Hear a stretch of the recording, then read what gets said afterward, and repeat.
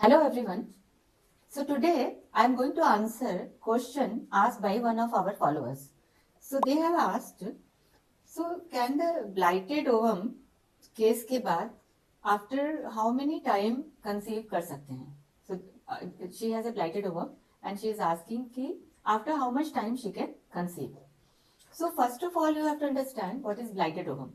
Blighted ovum is a condition where the embryonic sac forms but the baby doesn't form inside. So that empty sac is known as blighted ovum. When there is a gestational sac, but there is no embryo inside. So this pregnancy does not continue further and naturally it will abort.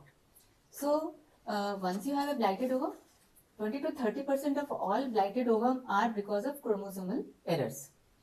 But if you have repeated blighted ovum, then you should undergo battery of tests before you should conceive. But you have a single blighted ovum, only one blighted ovum, second time you want to conceive.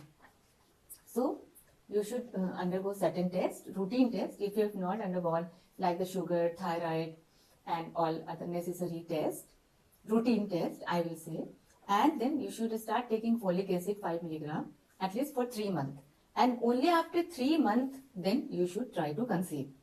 There are two reasons for this.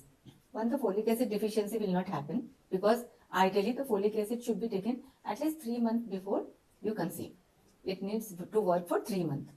The second, you have just aborted, so your body takes time to heal. So 2 to 3 months is the optimum time the body will take to heal.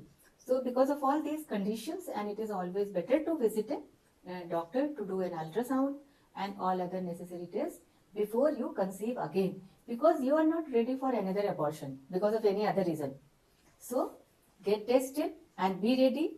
Maintain a healthy lifestyle, maintain a normal weight, eat a healthy diet, do some yoga and exercise preconceptionally, and prepare yourself for a normal and healthy pregnancy. Thank you very everyone for watching.